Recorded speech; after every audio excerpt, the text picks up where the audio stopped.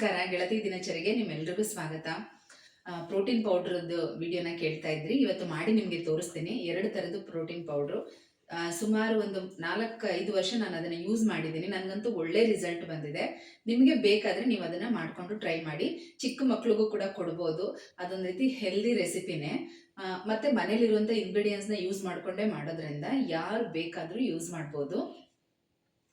ಮತ್ತು ಇನ್ನೊಂದು ವಿಡಿಯೋ ಸ್ವಲ್ಪ ಲೇಟ್ ಆಯಿತು, ಯಾಕೆಂತಂದರೆ ಸ್ವಲ್ಪ ಕೋಲ್ಡ್ ಆಗಿದೆ ಮತ್ತು ಕೆಮ್ಮಿರೋದ್ರಿಂದ ವಾಯ್ಸ್ ಓವರ್ ಕೊಡೋದಕ್ಕೆ ಆಗಲ್ಲ. ಹಾಗಾಗಿ ಸ್ವಲ್ಪ ಲೇಟ್ ಆಯ್ತು ಅಷ್ಟೇ. ಇವತ್ತು ನಿಮಗೆ ಆ ಪ್ರೋಟೀನ್ ಪೌಡ್ರನ್ನ ಮಾಡಿ ತೋರಿಸ್ತಾ ಇದ್ದೀನಿ. ಅದರ ಜೊತೆಗೆ ಇಮ್ಮಡಿ ನೋವಿಗೆ, ಮಂಡಿ ನೋವಿಗೆ, ಕೆಲವೊಂದು ಪೇನ್ಗಳಿಗೆ ಚಿಕ್ಕ ಚಿಕ್ಕದ ಆಸನಗಳನ್ನ ಹೇಳ್ಕೊಡಿ ಅಂತ ಹೇಳಿದ್ದೀರಾ. ಇವತ್ತಿನ ವಿಡಿಯೋದಲ್ಲಿ ಅದನ್ನು ಕೂಡ ಶೇರ್ ಮಾಡ್ತಾ ಇದ್ದೀನಿ. ವಿಡಿಯೋನ ಸ್ಕಿಪ್ ಮಾಡದೆ ನೋಡಿ.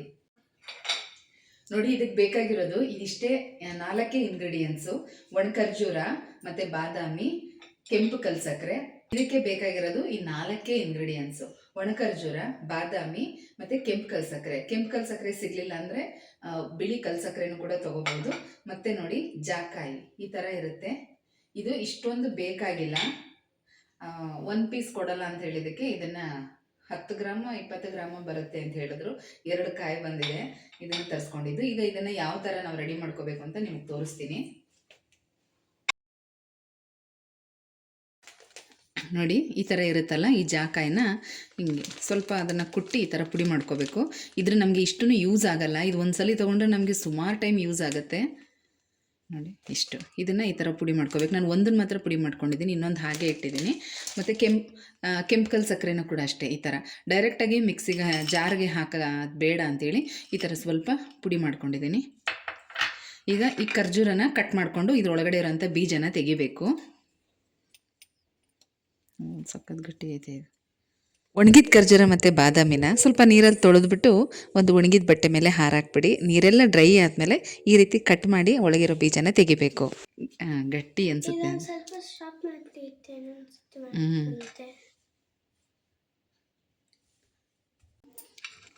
ನೋಡಿ, ಈ ಥರ ಎಲ್ಲ ಬಿಡಿಸಿಟ್ಕೊಂಡಿದ್ದೀನಿ.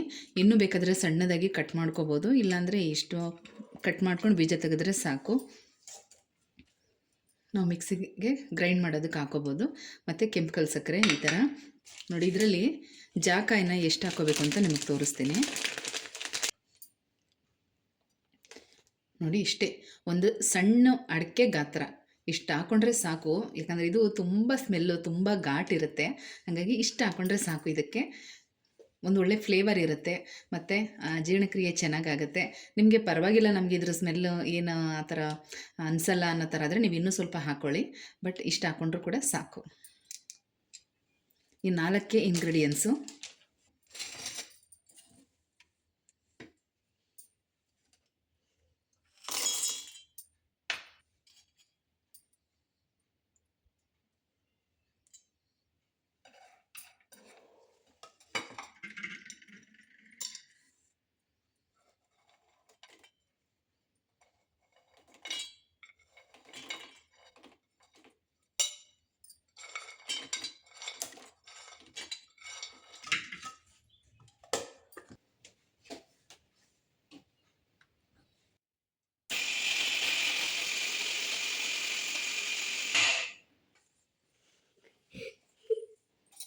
ಬರುತ್ತೆ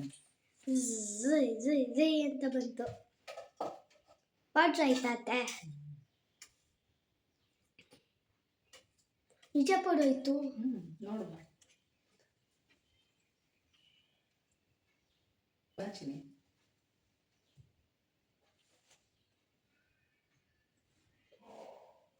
ಚೆನ್ನಾಗಿತ್ತಾ? ಹಂಗೆ ಬೇಕಾದರೂ ತಿನ್ಬೋದು. ಇದನ್ನು ಹಾಲು ಬೇಕಾದರೂ ಹಾಕೊಂಡು ಕುಡಿಬೋದು, ತುಂಬ ಚೆನ್ನಾಗಿರುತ್ತೆ. ಇದನ್ನು ಹಾಗೆ ಬೇಕಾದರೂ ತಿನ್ಬೋದು. ಡೈಲಿ ಈ ಥರ ಒಂದೊಂದು ಸ್ಪೂನ್ ಬೆಳಗ್ಗೆ ಸಾಯಂಕಾಲ, ಇಲ್ಲಾಂದರೆ ಹಾಲ್ಗೆ ಹಾಕ್ಕೊಂಡಾದ್ರೂ ಕುಡಿಬೋದು. ಹಾಲ್ಗೆ ಹಾಕೊಳ್ಳೋದ್ರಿಂದ ಈ ಸ್ಟ್ರಾಬೆರಿ ಮಿಲ್ಕ್ ಶೇಕು ಮತ್ತು ರೋಸ್ ಮಿಲ್ಕ್ ಎಲ್ಲ ಬರುತ್ತಲ್ಲ, ಆ ಥರ ಟೇಸ್ಟ್ ಇರುತ್ತೆ. ನಿಮಗೆ ಹಾಲ್ಗೆ ಹಾಕಿ ಕೂಡ ತೋರಿಸ್ತೀನಿ. ಅನ್ಸಿಕಾಯಿಗೆ ಹಂಗೆ ತಿಂದಲು, ಚೆನ್ನಾಗಿದೆ ಅಂತ ಇದ್ಲು, ತುಂಬ ಚೆನ್ನಾಗಿರುತ್ತೆ. ಮತ್ತು ಇದನ್ನು ಓದೋ ಮಕ್ಳಿಗೂ ಮಾಡ್ಕೊಡ್ಬೋದು. ಎಕ್ಸಾಮ್ ಟೈಮಲ್ಲೆಲ್ಲ ಮಕ್ಕಳಿಗೆ ಸ್ವಲ್ಪ ಒಂಥರ ತುಂಬ ಸ್ಟ್ರೆಸ್ ಆಗ್ತಾ ಇರುತ್ತಲ್ವ, ಕಣ್ಣೆಲ್ಲ ಉರಿ ಬರೋದು, ತುಂಬ ಟಯರ್ಡ್ ಆಗೋದು. ಆ ಮಕ್ಕಳಿಗೆ ಬೆಳಗ್ಗೆ ಸಾಯಂಕಾಲ ಒಂದೊಂದು ಸ್ಪೂನ್ ಹಾಕಿ ಹಾಲಿಗೆ ಒಂದೊಂದು ಗ್ಲಾಸ್ ಹಾಲು ಕೊಡಿ, ತುಂಬ ಎನರ್ಜಿಯಾಗಿ ಇರ್ತಾರೆ. ನಾವು ಕುಡಿಬೋದು. ಬೆಳಗ್ಗೆನೇ ಕೆಲವು ಸಲ ನೋಡಿ, ಪೂಜೆ ಅದು ಇದು ಅಂತೆಲ್ಲ ಮಾಡಿಕೊಂಡು ನಾವು ಟಿಫನ್ ತಿನ್ನೋಷ್ಟೊತ್ತಿಗೆ ತುಂಬ ತಡ ಆಗಿಬಿಡುತ್ತೆ. 10:30, 11 ಗಂಟೆ, 11:30 ಬೆಳಗ್ಗೆ ಹೊತ್ತು ಈ ಥರ ಆಗುತ್ತೆ. ಹಾಗಾಗಿ ಬೆಳಗ್ಗೆ ಆದಷ್ಟು ಕಾಫಿ ಟೀನ ಅವಾಯ್ಡ್ ಮಾಡಿ, ಅಥವಾ ಬ್ರೇಕ್ಫಾಸ್ಟ್ ಟೈಮ್ಗೆ ಒಂದು ಗ್ಲಾಸ್ ಹಾಲು ಕುಡಿದ್ಬಿಟ್ಟು ನಾವು ಬೇರೆ ಕೆಲಸ ಎಲ್ಲ ಮಾಡ್ಕೊಳ್ಳೋದ್ರಿಂದ ಒಳ್ಳೆ ಎನರ್ಜಿ ಇರುತ್ತೆ. ಮತ್ತು ತುಂಬ ಒಳ್ಳೆಯದು. ಈ ಖರ್ಜೂರ ನಾವು ಎಷ್ಟು ತಿಂತೀವೋ ಅಷ್ಟೂ ಒಳ್ಳೆಯದು. ಬಾಡಿಲಿ ಹಿಮೋಗ್ಲೋಬಿನ್ ಲೆವೆಲ್ ಜಾಸ್ತಿ ಆಗುತ್ತೆ. ಮತ್ತು ಬಾದಾಮಿ ಕೂಡ ಅಷ್ಟೇ, ಮೂಳೆಗೆ ತುಂಬ ಸ್ಟ್ರೆಂತು. ಇನ್ನು ಕೆಂಪು ಸಕ್ಕರೆ ಅಂತೂ ತಂಪು ಬಾಡಿಗೆ. ಹಾಗಾಗಿ ಎಲ್ಲನೂ ಬ್ಯಾಲೆನ್ಸ್ ಮಾಡುತ್ತೆ. ಹೀಟು ಕೋಲ್ಡು ಎಲ್ಲನೂ ಕೂಡ ಬ್ಯಾಲೆನ್ಸ್ ಮಾಡುತ್ತೆ. ತುಂಬಾ ಒಳ್ಳೆ ರಿಸಲ್ಟ್ ಅಂತೂ ಬರುತ್ತೆ. ಅಷ್ಟೇ ಅಲ್ಲ, ನಾನು ಈ ಪೌಡ್ರನ್ನ ನನ್ನ ಮಗನಿಗೆ 10th ಇದ್ದಾಗ ಮಾಡೋದಕ್ಕೆ ಶುರು ಮಾಡಿದ್ದು. 10th ಸ್ಟ್ಯಾಂಡರ್ಡ್ಗೆ ಬಂದಾಗ ಪಬ್ಲಿಕ್ ಎಕ್ಸಾಮು ಚೆನ್ನಾಗಿ ಓದಬೇಕು, ಮತ್ತು ಮಕ್ಕಳು ಸ್ವಲ್ಪ ಹೆಲ್ದಿಯಾಗಿರಬೇಕು, ಸುಸ್ತಾಗಬಾರ್ದು, ಈ ಥರ ಸ್ಪೆಷಲ್ ಕ್ಲಾಸು, ಟ್ಯೂಷನ್ ಅಂತ ಎಷ್ಟೊಂದು ಇರುತ್ತಲ್ವ ಅವ್ರಿಗೆ ಓದೋದು. ಅದ್ರ ಜೊತೆಗೆ ಈ CC ವರ್ಕ್ಗಳು, ಪ್ರಾಜೆಕ್ಟ್ ವರ್ಕು, ಅದು ಇದು ಅಂದ್ಕೊಂಡು ತುಂಬಾ ಇರ್ತಾಯಿತ್ತಲ್ಲ. ಸ್ವಲ್ಪ ಮಕ್ಕಳು ಒಂದು ಸ್ವಲ್ಪ ಎನರ್ಜಿ ಆಗಿರಲಿ ಅಂತ ಆಗ ಹೀಗೆ ಫ್ರೆಂಡ್ ಒಬ್ಬರು ಹೇಳಿದ್ರು ಮಾಡಿಕೊಡಿ ಚೆನ್ನಾಗಿರುತ್ತೆ ಅಂತ. ಇದ್ರ ಜೊತೆಗೆ ವಾಲ್ನಟ್ ಕೊಡ್ತಾ ಇದೆ ತಿನ್ನೋದಕ್ಕೆ. ಒಂದು 4 ಬೆಳಗ್ಗೆ, ಒಂದು 4 ಸಂಜೆ, ರಾತ್ರಿ ಹೊತ್ತು ಒಂದು 4 ವಾಲ್ನಟ್ ಕೊಡ್ತಾ ಇದ್ದೆ. ಸ್ವಲ್ಪ ಮೆಮೊರಿ ಪವರ್ ಚೆನ್ನಾಗಿರಲಿ, ಓದಿದ್ದೆಲ್ಲ ನೆನಪಿರಲಿ ಅಂತ. ಇದು ಕೂಡ ಅಷ್ಟೇ, ಈ ಪೌಡ್ರೂ ಅಷ್ಟೇ ಚೆನ್ನಾಗಿರುತ್ತೆ, ಕುಡಿಬೋದು. ಆವಾಗ ಅಭ್ಯಾಸ ಮಾಡ್ಕೊಂಡಿದ್ದು. ಅವನ ಜೊತೆಗೆ ನಾನು ತೊಗೊಳ್ತಾ ಇದ್ದೆ, ನನ್ನ ಮಗನಿಗೂ ಕೂಡ ಕೊಡ್ತಾ ಇದ್ದೆ. ಈಗಲೂ ಅಷ್ಟೇ ತುಂಬ ಇಷ್ಟ ಆಗುತ್ತೆ. ಈಗ ನಾವು ಹೊರಗಡೆ ಸಿಗೋದು ಹಾರ್ಲಿಕ್ಸು, ಬೋರ್ನ್ವಿಟಾ, ಬೂಸ್ಟು, ಮಕ್ಕಳಿಗೆ ಯಾರಿಗೂ ಆ ಥರದ್ದೆಲ್ಲ ಕೊಡೋದೇ ಇಲ್ಲ. ಚಿಕ್ಕ ಏಜಲ್ಲಿ ಸರಿ ಇಟ್ಟು ಅದನ್ನೆಲ್ಲ ಮಾಡ್ಕೊಡ್ತಾ ಇದ್ವಿ. ಎಳೆ ಮಗುಗೆ ಒಂದು 8 ತಿಂಗಳು 7 ತಿಂಗಳು ಆದಮೇಲೆ, ಅದಾದಮೇಲಿಂದ ಈ ಥರ ಪೌಡ್ರ್ಗಳೇ ನಾವು ಕೊಡ್ತಾ ಇರೋದು. ತುಂಬ ಚೆನ್ನಾಗಿರುತ್ತೆ. ನೀನು ಹಾಲು ಹಾಕೊಂಡು ಕುಡ್ದಿದ್ಯಲ್ಲ ಚಿನಿ? ಟೇಸ್ಟ್ ಇಷ್ಟ ಆಗುತ್ತೆ ನಿನಗೆ? ಬೇಕಾದ್ರೆ ಹೋಗ್ತಾ ಬರ್ತಾ ಹಾಗೆ ಒಂದೊಂದು ಸ್ಪೂನ್ ತಿನ್ಕೊಂಡೆ ಖಾಲಿ ಮಾಡ್ತಾರೆ ಇವರು, ಅಲ್ಲಮ್ಮ?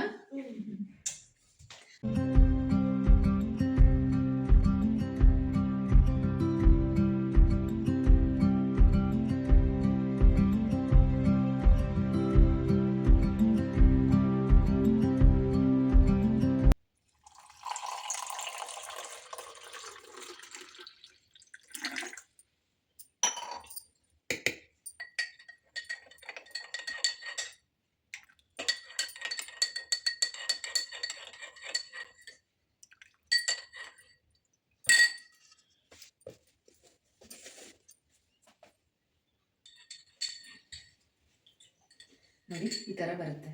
ಹಾಲ್ಗೆ ಹಾಕ್ಕೊಂಡು ಆರಾಮಾಗಿ ಕುಡಿಬೋದು, ತುಂಬ ಚೆನ್ನಾಗಿರುತ್ತೆ. ಮತ್ತು ನಾವು ಇದಕ್ಕೆ ಮತ್ತೆ ಶುಗರ್ ಎಲ್ಲ ಹಾಕಬೇಕು ಅಂತಲೇ ಏನೂ ಇಲ್ಲ. ಆ ಖರ್ಜೂರ, ಬಾದಾಮಿ ಎಲ್ಲ ಸ್ವಲ್ಪ ಅಂದರೆ ಪೂರ್ತಿ ನೈಸಾಗಿ ಪೌಡ್ರ್ ಥರ ಏನಾದಾಗಲ್ಲ, ಒಂದು ಸ್ವಲ್ಪ ಬಾಯಿಗೆ ಸಿಗ್ತಾ ಇರುತ್ತೆ. ತುಂಬ ಚೆನ್ನಾಗಿರುತ್ತೆ. ಮಕ್ಳಿಗೆ ಮಾಡಿಕೊಡಿ, ನೀವು ಕೂಡ ತೊಗೊಳ್ಳಿ. ಚೆನ್ನಾಯ್ತಾ? ತುಂಬ ಚೆನ್ನಾಗಿತ್ತಾ? ಕುಡಿ, ತಿನ್ನಬೇಕು ಅದೆಲ್ಲ. ನೋಡಿ, ಇಂಥ ಮಕ್ಳಿಗಂತೂ ಏನು ಮಾಡೋದಕ್ಕಾಗಲ್ಲ. ಎಷ್ಟು ಹೇಳಿದ್ರು ಈಗ ಅದನ್ನು ಹಾಗೆ ಡೈರೆಕ್ಟಾಗಿ ಆ ಪೌಡ್ರನ್ನ ತಿನ್ನಲು, ಹಾಲಿನಲ್ಲಿ ಹಾಕ್ಕೊಂಡ್ರೆ ಇದು ಲಾಸ್ಟಲ್ಲಿ ಸ್ವಲ್ಪ ಈ ಥರ ಉಳಿಯುತ್ತಲ್ಲ, ತುಂಬ ಚೆನ್ನಾಗಿರುತ್ತೆ. ಇದನ್ನು ವೇಸ್ಟ್ ಮಾಡೋದಕ್ಕಾಗಲ್ಲ. ಖರ್ಜೂರ ಅದು ಕರಗಲ್ಲ ಅಲ್ವಾ ಹಾಲಿನಲ್ಲಿ, ಅದು ಸ್ವಲ್ಪ ಸಿಗುತ್ತೆ, ಹಾಗೆ ತಿನ್ಕೋಬೋದು. ಜಾಕ ಇದೆಲ್ಲ ಅಷ್ಟೊಂದೆಲ್ಲ ಫ್ಲೇವರ್ ಏನಿಲ್ಲ, ತುಂಬ ಚೆನ್ನಾಗಿದೆ. ಟ್ರೈ ಮಾಡಿ ಖಂಡಿತವಾಗ್ಲೂ. ನಮ್ಮ ಬಾಡಿಗೆ ಒಂದು ಒಳ್ಳೆ ಪ್ರೋಟೀನ್ ಪೌಡರ್ ಇದು. ತುಂಬ ಕಡಿಮೆ ಇಂಗ್ರೀಡಿಯೆಂಟ್ಸಲ್ಲಿ ನಾವು ಈ ಥರ ಪ್ರೋಟೀನ್ ಐಟಮ್ ಎಲ್ಲ ತೊಗೋತೀವಿ ಅಂತ ಹೇಳಿ ತುಂಬ ರಿಚ್ ಆಗಿರೋಂಥದ್ದನ್ನು ತೊಗೋಬಾರ್ದು. ಏನೇ ಆದ್ರೂ ಮೆಡಿಸನ್ ಥರ ತೊಗೋಬೇಕು, ಎಷ್ಟು ಬೇಕೋ ಅಷ್ಟೇ. ಯಾಕಂದರೆ ಅತಿ ಆದರೆ ಅಮೃತನ ವಿಷ ಅಂತ ಹೇಳ್ತಾರಲ್ಲ, ಹಾಗೆ ಎಲ್ಲನೂ ಒಂದು ಲಿಮಿಟಲ್ಲಿ ಇದ್ರೇ ಚೆನ್ನಾಗಿರುತ್ತೆ. ಟ್ರೈ ಮಾಡಿ, ಓಕೆನಾ? ಇವಾಗ ಇನ್ನೊಂದು ಪ್ರೋಟೀನ್ ಪೌಡರ್ ಮಾಡೋದು ನಿಮಗೆ ತೋರಿಸ್ತೀನಿ. ಇದು ಮನೇಲೇ ಇರುವಂಥ ಕಾಳುಗಳನ್ನ ಯೂಸ್ ಮಾಡ್ಕೊಂಡು ಮಾಡೋದು ತುಂಬಾ ಒಳ್ಳೆಯದು. ನಾವು ಆದಷ್ಟು ಶುಗರ್ನ ಅವಾಯ್ಡ್ ಮಾಡಿದಷ್ಟು ನಮ್ಮ ಮೂಳೆಗಳಿಗೆ ಯಾವುದೇ ಥರ ತೊಂದರೆಗಳಾಗೋದಿಲ್ಲ. ಬನ್ನಿ, ಈಗ ಆ ಪೌಡ್ರ್ ಕೂಡ ಮಾಡಿ ತೋರಿಸ್ತೀನಿ. ಹೆಸರು ಕಾಳು, ನಾಟಿ ಕಡಲೆಕಾಳು, ಹೆಸರು ಕಾಳು, ಮತ್ತು ಇದು ನಾಟಿ ಕಡಲೆಕಾಳು, ಮತ್ತು ಹುರುಳಿಕಾಳು, ಕಡಲೆಕಾಯಿ ಬೀಜ, ಮತ್ತು ಇದೊಂದು ಸ್ವಲ್ಪ ಬೆಲ್ಲ. ಇದಿಷ್ಟೇ. ಈಗ ಇದನ್ನು ನಾನು ಒಂದು ಸಣ್ಣ ಕಪ್ಪಲ್ಲಿ ತೊಗೊಂಡಿದ್ದೀನಿ. ನೀವು ಅಷ್ಟೇ ಸ್ಟಾರ್ಟಿಂಗಲ್ಲಿ ನೋಡ್ಕೊಳ್ಳಿ, ನಿಮಗೆ ಟೇಸ್ಟ್ ಇಷ್ಟ ಆಗುತ್ತೋ ಇಲ್ವೋ, ಸ್ವಲ್ಪ ಕ್ವಾಂಟಿಟಿಯಲ್ಲಿ ತೊಗೊಳ್ಳಿ. ಈಗ ಇದೇನು ಕಪ್ಪಲ್ಲಿ ನಾನೀಗ ಬೆಲ್ಲ ತೊಗೊಂಡಿದ್ದೀನಲ್ಲ, ಇದೇ ಕಪ್ಪಲ್ಲೇ ನಾನು ಎಲ್ಲ ಕಾಳುಗಳನ್ನೂ ತೊಗೊಂಡಿರೋದು. ಎಲ್ಲ ಈಕ್ವಲ್ ಲೆವೆಲಲ್ಲೇ ಇದೆ. ಈಗ ಇದನ್ನು ನೀಟಾಗಿ ಕ್ಲೀನ್ ಮಾಡಿಕೊಂಡು ಆಮೇಲೆ ಹುರ್ಕೋಬೇಕು ಒಂದೊಂದಾಗಿ.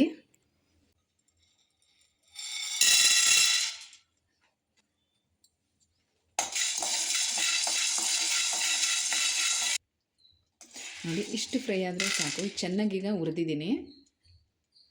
ನೆಕ್ಸ್ಟ್ ಈಗ ಕಡಲೆಕಾಯಿ ಬೀಜ ಹಾಕೋತಾ ಇದ್ದೀನಿ.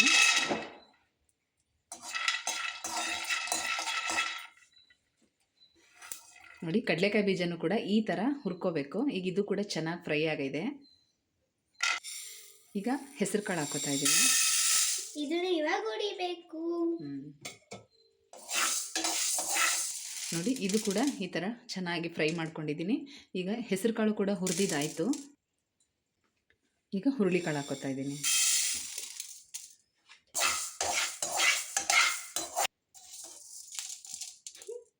ಈಗ ಹುರುಳಿ ಕಾಳು ಕೂಡ ಆಯಿತು. ಈಗ ಇದನ್ನೆಲ್ಲ ಮಿಕ್ಸಿಗೆ ಹಾಕಿ ಪೌಡ್ರ್ ಮಾಡ್ಕೋಬೇಕು. ಇದು ಸ್ವಲ್ಪ ತಣ್ಣಗಾದ್ಮೇಲೆ ಇದ್ರ ಜೊತೆಗೆ ಸ್ವಲ್ಪ ಬೆಲ್ಲನ ಪುಡಿ ಮಾಡಿ ಹಾಕ್ಕೊಂಡು ಇದಿಷ್ಟನ್ನು ಮಿಕ್ಸಿನಲ್ಲೇ ಪೌಡ್ರ್ ಮಾಡ್ಕೋಬೋದು. ಸ್ವಲ್ಪ ನೈಸಾಗೇ ಪೌಡ್ರ್ ಮಾಡ್ಕೋಬೇಕು. ಈಗ ನಾನು ಆ ಪೌಡ್ರ್ ಮಾಡ್ಕೊಂಡಿದ್ನಲ್ಲ ಅದೇ ಜಾರ್ಗೆ ಇದನ್ನು ಹಾಕೋತಾ ಇದ್ದೀನಿ. ಬೆಲ್ಲ ಎಲ್ಲ ಸೇರಿಸಿ ಹಾಕೊಳ್ತೀನಿ. ಮತ್ತು ಇದು ಕಡಲೆಕಾಯಿ ಬೀಜದ ನಾನು ಸಿಪ್ಪೆ ಎಲ್ಲ ತೆಗಿಯಲ್ಲ, ಅದನ್ನೆಲ್ಲ ಹಾಗೆ ಸೇರಿಸಿನೇ ಹಾಕೋತಾ ಇದ್ದೀನಿ.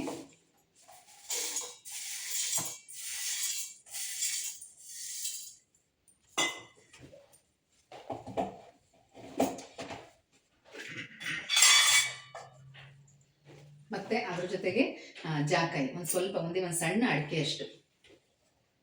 ಇದು ಬೇಕಾದರೆ ಹಾಕೋಬೋದು, ಆಪ್ಷನ್ ಅಷ್ಟೇ. ಆದರೆ ಈ ಸ್ಮೆಲ್ ನನಗೆ ತುಂಬ ಇಷ್ಟ, ಅದಕ್ಕೆ ನಾನು ಹಾಕೋತೀನಿ.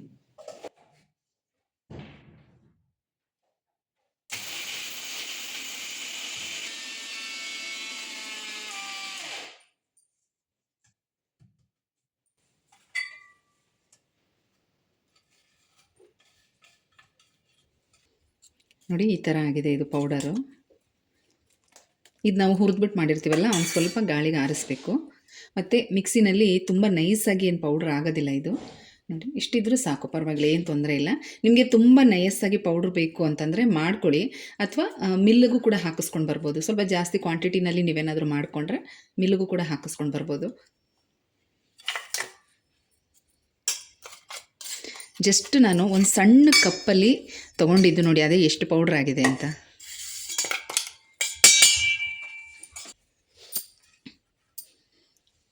ನೋಡಿ, ಈ ಪೌಡ್ರ್ ಕೂಡ ಈ ಥರ ಬರುತ್ತೆ. ಇದನ್ನು ಬೇಕಾದರೆ ಹೀಗೆ ಹಾಲ್ಗೆ ಹಾಕ್ಕೊಂಡು ಕುಡಿಬೋದು, ಇಲ್ಲಾಂದರೆ ಗಂಜಿ ಥರನೂ ಮಾಡ್ಕೊಂಡು ಕುಡಿಬೋದು. ಅಥವಾ ಇನ್ನೂ ನಿಮಗೆ ನೈಸ್ ಬೇಕು ಅಂತಂದರೆ ಹಸಿಟ್ಟು ಜರಡಿ ಆಡ್ತೀವಲ್ಲ, ಆ ಥರ ಜರಡಿ ಆಡಿ ಇನ್ನೂ ನೈಸ್ ಪೌಡ್ರ್ ಬರುತ್ತೆ. ಅದನ್ನು ನೀವು ಹಾಲಿಗೆ ಅಥವಾ ಗಂಜಿ ಎಲ್ಲ ಮಾಡಿಕೊಂಡು ಕುಡಿಬೋದು. ಮತ್ತು ಆ ತರಿನ ಹಾಗೆ ಎತ್ತಿಟ್ಕೊಂಡು ನೆಕ್ಸ್ಟ್ ಟೈಮ್ ಇದೇ ಥರ ಪೌಡ್ರ್ ಮಾಡುವಾಗ ಯೂಸ್ ಮಾಡ್ಕೋಬೋದು.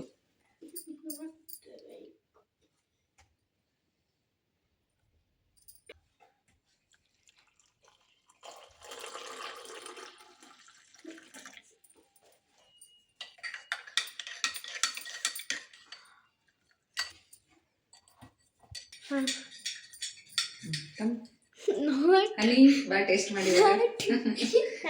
ಚೆನ್ನಾಗಿರುತ್ತೆ, ಬಾಮ ಇಲ್ಲಿ ಕುಡಿ, ಸ್ವಲ್ಪ ಕುಡಿ, ಚೆನ್ನಾಗಿರುತ್ತೆ, ಕುಡಿ. ಬೆಲ್ಲ ಹಾಕಿದೀವಲ್ಲ, ಟೇಸ್ಟಿಯಾಗಿರುತ್ತೆ. ಹೆಂಗ ಅನಿಸ್ತಾ ಇದೆ? ಇನ್ನೊಂದು ಸ್ವಲ್ಪ ಕುಡಿ.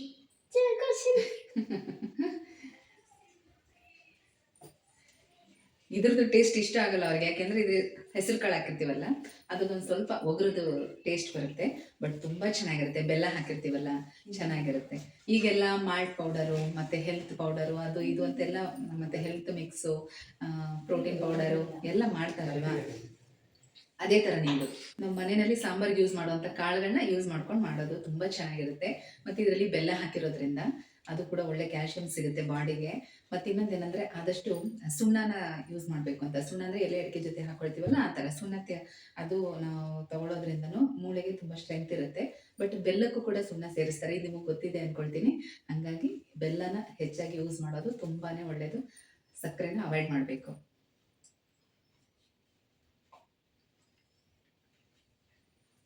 ತುಂಬ ಚೆನ್ನಾಗಿರುತ್ತೆ. ಮತ್ತು ಈ ಥರ ಮಿಕ್ಸ್ಡ್ ಸೀಡ್ಸು, ಇದರಲ್ಲಿ ಕುಂಬಳಕಾಯಿ ಬೀಜ, ಕರ್ಬೂಜದ ಹಣ್ಣಿನ ಬೀಜ, ಕಲ್ಲಂಗಡಿ ಹಣ್ಣಿನ ಬೀಜ, ಇದೆಲ್ಲ ಮಿಕ್ಸ್ ಆಗಿರುತ್ತೆ. ಇದನ್ನು ಡೈಲಿ ಅರ್ಧ ಸ್ಪೂನ್ ತೊಗೊಂಡ್ರೂ ಕೂಡ ಸಾಕು. ಜಾಸ್ತಿ ತಿನ್ನಬೇಕು ಅಂತೇನಿಲ್ಲ, ಅರ್ಧ ಸ್ಪೂನ್ ತಿಂದರೂ ಸಾಕು. ತುಂಬಾ ಮೂಳೆಗಳಿಗೆ ತುಂಬ ಸ್ಟ್ರೆಂತ್ ಇರುತ್ತೆ. ಈ ಥರ ಮಿಕ್ಸ್ ಆಗಿರುವಂಥದ್ದು ಪ್ಯಾಕೆಟ್. ಇದು ಅಮೆಝಾನಲ್ಲೂ ಸಿಗುತ್ತೆ, ಬೇಕಿದ್ರೆ ಆನ್ಲೈನಲ್ಲೂ ಸಿಗುತ್ತೆ, ತರಿಸ್ಕೊಡಿ. ಇಲ್ಲಾಂದರೆ ಈ ಡ್ರೈ ಫ್ರೂಟ್ಸ್ ಎಲ್ಲ ಮಾರ್ತಾರಲ್ಲ, ಅಂಥ ಕಡೆನೂ ಸಿಗುತ್ತೆ, ತೊಗೊಂಡು ಯೂಸ್ ಮಾಡ್ಕೋಬೋದು. ಜಾಯಿಂಟ್ ಪೈನ್ ಇರೋರಿಗೆ, ಅದರಲ್ಲೂ ಈ ರೀತಿ ಚಳಿಗಾಲ ಬಂದುಬಿಡ್ತು ಅಂದರೆ ಬೆಳಗ್ಗೆ ಎದ್ದಿದ ತಕ್ಷಣ ಇಮ್ಮಡಿಗಳು ತುಂಬಾ ನೋವಾಗುತ್ತೆ. ಅಲ್ಲದೆ ನಾವು ಕೆಳಗಡೆ ಕೂತು ಮೇಲೆ ಎದ್ದರೂ ಕೂಡ ಇಮ್ಮಡಿಗಳು ತುಂಬ ನೋವಾಗುತ್ತೆ. ಸುಮಾರು ಹೊತ್ತಿನ ತನಕ ಆ ನೋವು ಹಾಗೆ ಇರುತ್ತೆ. ನಡೆಯೋದಕ್ಕಾಗಲ್ಲ, ಒಂದು ಹೆಜ್ಜೆ ಎತ್ತಿಡೋದಕ್ಕಾಗಲ್ಲ. ತುಂಬ ಜನ ಈ ನೋವನ್ನ ಅನುಭವಿಸಿರ್ತೀರಲ್ವ. ಇದೊಂದು ಚಿಕ್ಕ ಒಂದು ಎಕ್ಸಸೈಸು. ಇದನ್ನು ಮಾಡಿ ನೋಡಿ, ಖಂಡಿತವಾಗ್ಲೂ ಸ್ವಲ್ಪ ಮಟ್ಟಿಗೆ ರಿಲೀಫ್ ಸಿಗುತ್ತೆ. ಅಲ್ಲದೆ ಕ್ರಮೇಣ ಆ ನೋವು ಕಡಿಮೆ ಆಗ್ತಾ ಬರುತ್ತೆ. ನೋಡಿ, ಇದನ್ನು ಬೆಳಗ್ಗೆ ಎದ್ದ ತಕ್ಷಣ ಮಾಡಬೇಕು. ಅಥವಾ ನೀವು ಯಾವಾಗಲಾದರೂ ಸರಿ ಓಡಾಡುವಾಗ, ನಿಂತ್ಕೊಂಡಾಗಲೇ ಏನಾದರೂ ಕೆಲಸ ಮಾಡ್ತಾ ಇರ್ತೀರಲ್ಲ, ಆಗೆಲ್ಲ ಇದನ್ನು ಕೌಂಟ್ ಮಾಡಿಕೊಂಡು 10, 15, ಒಂದು 20, 25 ಸಲ ಆ ಥರ ಮಾಡ್ಕೊಳ್ತಾ ಹೋಗಿ. ನೋಡಿ, ಮೊದಲು ಸ್ಟ್ರೈಟಾಗಿ ನಿಂತ್ಕೊಂಡು ನೋಡಿ, ಬೆರಳುಗಳ ಮೇಲೆ ನಿಂತ್ಕೋಬೇಕು. ಆಮೇಲೆ ಇಮ್ಮಡಿ ಮೇಲೆ ನಿಂತ್ಕೋಬೇಕು. ಅಂದರೆ ನಮ್ಮ ಪ್ರೆಷರನ್ನು ನೋಡಿ, ಒಂದು ಸಲ ಬೆರಳಿನ ಮೇಲೆ, ಇನ್ನೊಂದು ಸಲ ಇಮ್ಮಡಿ ಮೇಲೆ, ಈ ರೀತಿ ಕೌಂಟ್ ಮಾಡಿಕೊಂಡು 5 ಸಲ, 10 ಸಲ, 15 ಸಲ ಈ ಥರ ಮಾಡ್ಕೊಂಡು ಬಂದರೆ ಇಮ್ಮಡಿ ನೋವು ಕ್ರಮೇಣ ಕಡಿಮೆ ಆಗ್ತಾ ಬರುತ್ತೆ.